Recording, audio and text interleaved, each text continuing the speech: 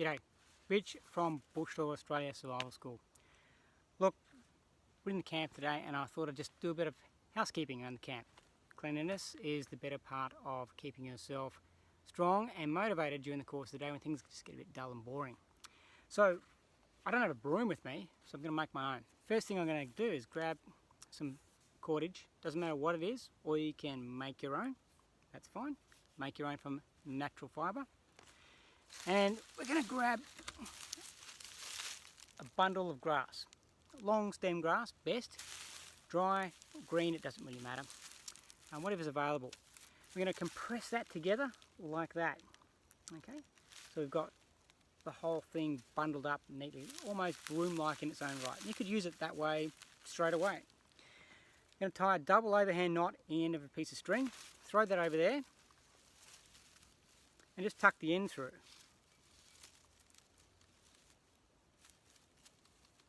So we can start to cinch this all together. So now towards the end of it, make sure you've got as much of that bundle in there as you can.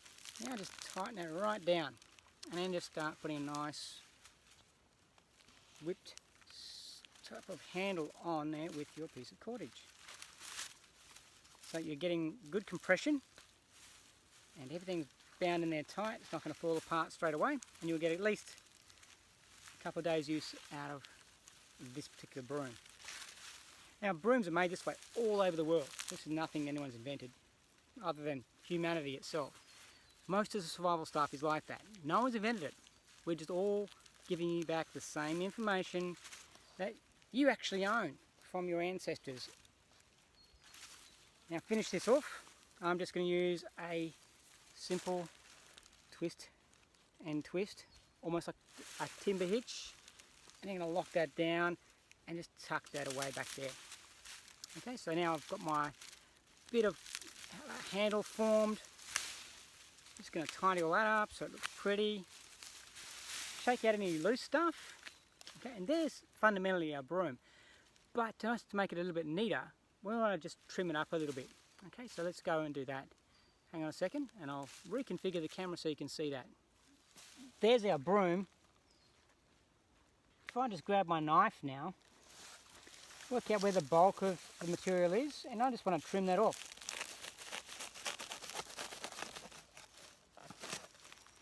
Clear that out of the way. So I've got the workings of a nice neat camp broom. The backhand side of it, I'll do the same.